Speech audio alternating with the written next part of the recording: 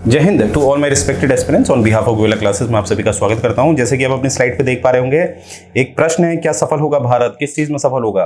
क्योंकि एक feasibility check की जा रही है कि जो ऑयल रिजर्व है, ये जो सॉल्ट कैवर्न्स होते हैं, उसमें क्या ये हम इसका इस्तेमाल कर सकते हैं। तो इस पर रिसर्च चल रही है। अगर भारत इसमें सफल हो जाता है तो ये भारत की काफी अच्छी जीत होगी, क्योंकि ये जो सॉल्ट कैवर्न्स होते हैं ये एक सस्ता विकल्प है अगर कंपैरिजन की जाए रॉक केवन से, ठीक है, यानी कि पत्थरों की गुफा से ज्यादा जो आसान है, जो सस्ता पड़ेगा, वो हमें ये जो नमक की जो खदानें होती हैं सॉल्ट केवन, उस पर रहेगा। ठीक है, तो उस पर एक रिसर्च चल रही है, फिजिबिलिटी हो रही है। लेट्स सी, देखिए न्यूज आप देख सकते हैं, oil reserve in salt cavern the potential in India, यानी कि भारत कितना सक्षम है, कितना पोटेंशियल है भारत के पास, इसके पीछे एक रिसर्च चल रही है। आइए देखते हैं, एक पिक्चर देख लेते हैं, ये आपको दिखेगा यहाँ पर से। ये एक सेकेंड पेन का इस्तेमाल कर लेते हैं। तो ऊपर आप देख पा रहे होंगे, ये जहां पर आप और हम रहते हैं, राइट, उसके कुछ नीचे आप देखिए 500 मीटर, फिर 1000 से 1500 मीटर में आप देख रहे होंगे ये कुछ केवन्स दिख रहे हैं आपको, जिसे हम रॉक केवन्स कहते हैं, सॉल्ट केवन्स।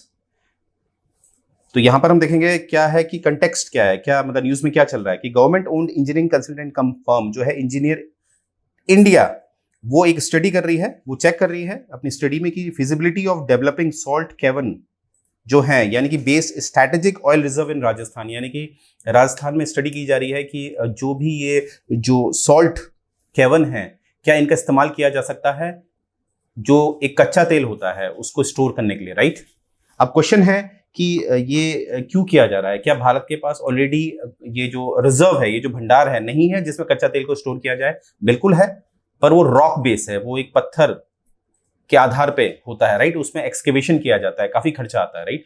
परंतु ये जो हमारा सॉल्ट केवन है, इसमें इतना खर्चा नहीं आता, क्योंकि इजी होता है, इसे हम डिसॉल्व इजीली कर सकते हैं, राइट। आगे देखते हैं। ऑलरेडी देखिए जो कंट्री है हमारे पास, उसके पास 3 जो है ये जो रिजर्व हैं ऑलरेडी हैं, ये रॉक बेस है। पहला पदूर में आप देख सकते हैं, मंगलूर में आप देख सकते हैं, ये दोनों कर्नाटका में पड़ता है। फिर है आपका आंध्र प्रदेश का विशाखापट्टनम, राइट।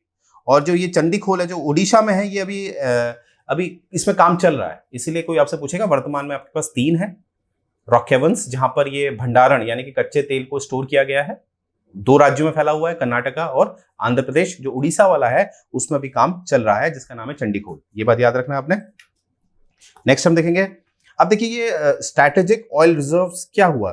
देखिए हुआ क्या था 1990 में, आप जानते हैं अच्छी तरह कि जो सद्दाम हुसैन साहब हैं, जिन्होंने जो इराक के हैं, उन्होंने कुवैत पे आक्रमण कर दिया था, राइट। और कहीं ना कहीं उसकी वजह से क्या हुआ था, जो ये लड़ाई हुई थी बिटवीन कुवैत एंड इराक, तो उसकी वजह से क्या हुआ था, भारत की स्थिति ऐसी हो गई थी, क्योंकि भारत में कच्चा तेल कोई आयात कर ही नहीं रहा था, राइट। तो भारत की स्थिति हो गई थी कि भारत के पास पैसा ही नहीं था, क्योंकि कहीं ना कहीं हुआ क्या था कि जो अंतर्राष्ट्रीय जो मुद्रा थी, उसके आधार पर जो कॉन्सेप्ट होता है, उसमें भारत की जो मुद्रा थी वो काफी गिर गई थी। तो भारत के पास केवल इतना पैसा था कि वो केवल कुछ दिनों के लिए ही जो कच्चा तेल था उसको आयात करवा सकता था।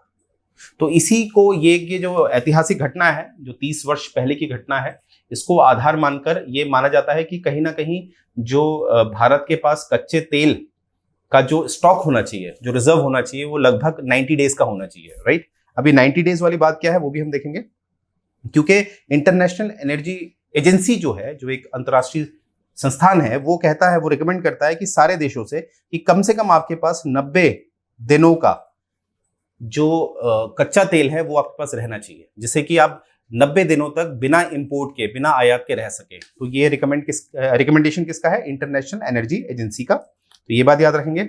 अब हम देखते हैं कि भारत की क्या स्थिति है with respect to oil reserves, ठीक है। Statistics about oil reserves in India, let's see. आप जानते हैं जो भारत है वो वर्ल्ड्स 3rd लार्जेस्ट कंज्यूमर है क्रूड ऑयल की बात की जाए, राइट। और ये जो अपना जो भी तेल का इस्तेमाल करता है उसको 85% ये इंपोर्ट कराता है। तो ये आप समझ सकते हैं भारत की स्थिति क्या है कि 85% जो भी खपत होती है भारत की, वो 85% भारत आयात करवाता है, 85%। अगर भारत की वर्तमान की स्थिति देखी जाए, जो एक स्ट्रैटेजिक पेट्रोलियम रिजर्व है, यानी कि इसको कहते हैं कि अगर कोई समस्या हो जाती है तो भारत के पास खुद का रिजर्व में कितना कच्चा तेल है, क्रूड ऑयल है, राइट। तो वो है लगभग, ये कैपेसिटी आप देख सकते हैं 5.33 मिलियन टन की, या इसको 39 मिलियन बैरल्स भी हम कह सकते हैं। और अगर देखा जाए कि अगर मैं बात करूं जो सरकार के पास है, जिस हिसाब से ये डेटा हमने देखा, तो लगभग 9.5 दिन तक, 9.5 डेज तक हम बिना इंपोर्ट करे अपनी जरूरतें, अपने देश को चला सकते हैं, अगर ये गवर्नमेंट का डेटा है। वहीं पर प्राइवेट की बात की जाए, एडिशनली क्या है कि जो हमारे माफ कीजिएगा ऑयल मार्केटिंग कंपनीज हैं, उनके पास 64.55 डेज का है। तो 9.5 है गवर्नमेंट के पास, और जो हमारी ऑयल मार्केटिंग कंपनीज हैं इनके पास है 64.5। तो इसको जब आप जोड़ते हैं तो 74 डेज आता है। तो यानी कि टोटल भारत के पास कितना है, अगर कोई दिक्कत होती है तो 74 डेज तक भारत बिना आयात के सर्वाइव कर सकता है। पर मैंने बताया था कंडीशन क्या है, 90 डेज की। तो इसीलिए हमें कुछ ना कुछ जो रिजर्व्स हैं और चाहिए, तो इसीलिए कोशिश की जा रही है सॉल्ट कैवर्न की तरफ जाने की, क्योंकि ये थोड़े चीप है। फिजिबिलिटी चेक की जा रही है, देखते हैं अगर फिजिबल हो जाता है तो भारत के लिए बहुत अच्छी बात है, राइट। अब देखते हैं जो स्टैटिस्टिक है उसमें देख लेते हैं कि जो कंस्ट्रक्शन किया जाएगा स्ट्रैटेजिक क्रूड ऑयल स्टोरेज का, अगर ये फिजिबल होता है तो इसको जो मैनेज करेगा वो कौन कर रहा है, Indian strategic petroleum reserve limited, ISPRL, इससे मैनेज कर रहा है। तो एग्जाम वाइज आपने याद रखना है। और ये पूरी तरह से किसके अंदर आता है, ये एक शाखा है, इस्प्रल जो है एक शाखा है, किसके अंडर आती है, ऑयल इंडस्ट्री डेवलपमेंट बोर्ड के अंतर्गत। और ये OIDB किसके अंतर्गत आता है, किस मंत्रालय में आता है, ministry of petroleum and natural gas, right. Hardeep Puri ji वर्तमान में आपको पता है यही हमारे मिनिस्टर हैं। नेक्स्ट, अब देखिए अंडरग्राउंड स्टोरेज, इसमें क्या है, देखिए इसमें सिंपल सी बात होती है कि मोस्ट इकोनॉमिक मेथड होता है ये। मैंने ऑलरेडी बताया था कि जो सॉल्ट कैवर्न होता है ये मोस्ट इकोनॉमिक होता है, मतलब सस्ते में काम हो जाता है, ठीक है, ज्यादा खर्चा नहीं आता है। Storing petroleum product because underground facility rules out the requirement of large swatches of land, यानी कि अंडरग्राउंड में अगर हमें कोई ऐसी गुफा मिल जाती है तो हमें बाहर बहुत बड़ी जमीन को उसमें कोई कंस्ट्रक्शन करने की जरूरत नहीं है, राइट, उसमें हम कुछ और काम कर सकते हैं। नेक्स्ट, एंश्योर लेस इवेपोरेशन, क्योंकि जब वो अंडरग्राउंड होगा तो उसमें जो हमारे वेदरिंग इफेक्ट होते हैं वो उतने ज्यादा नहीं पड़ेंगे जितने एक सरफेस में पड़ते हैं। तो जो इवेपोरेशन वाली बातें होती हैं वो कहीं ना कहीं कम होगी comparatively, since the caverns are built much below the sea level, sea level से भी नीचे होते हैं, जो फ्रंट स्लाइड में मैंने आपको दिखाया था वहां आप देख सकते हैं। जैसे एक बार देख लेते हैं, ये देखिए बिलो द सी लेवल होते हैं ये, ठीक है।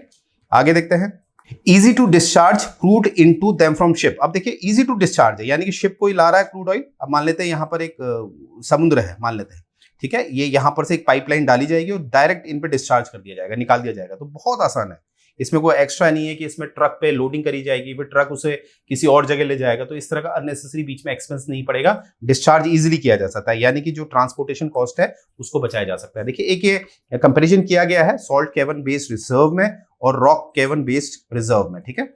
अब यहाँ पर जो रॉक बेस होता है इसमें हमें एक्सकेवेशन करना पड़ता है, राइट, इसको खोदना पड़ता है, इसको पत्थरों को काटना पड़ता है, तो आप समझ सकते हैं कितना समय लगता होगा और कितना खर्चा आता होगा।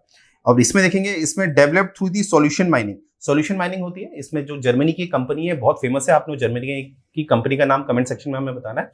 तो आपको पता है कि इवेपोरेशन होता है, सॉल्यूशन होता है, क्योंकि सॉल्ट इजिली डिसॉल्व हो सकता है, तो ये मेथड इस्तेमाल किया जाता है इसका। तो ये कंपैरेटिवली क्या होता है, रॉक माइनिंग से आसान पड़ता है। आगे देखेंगे simple, faster and less cost effective, already हमने देखा है, और ये वाला रॉक वाला मोर कॉम्प्लेक्स होता है, ठीक है। तो इस तरह के जो है उदाहरण आप एक बार पढ़ सकते हैं। और एग्जाम्पल देखिए, जो सॉल्ट कैवर्न है ये आपका यूएस स्ट्रैटेजिक पेट्रोलियम रिजर्व, यानी कि जो यूएसए जो अपना स्टोरेज रखता है वो ज्यादातर सॉल्ट कैवर्न पे रखता है। और भारत में तो आपको पता है अभी रॉक कैवर्न है, जैसे मंगलुरु है, पद्दूर है, कर्नाटक है, मैंने ऑलरेडी बताया है आपको। तो ये रॉक बेस्ड है, अभी भारत के पास सॉल्ट कैवर्न नहीं है, ये बात याद रखना है, ठीक है। तो ये आप देख सकते हैं। तो यहीं से हम देखते हैं आगे, कुछ इसमें अपडेट आएगा तो आपके साथ हम जरूर शेयर करेंगे। तब तक के लिए जय हिंद।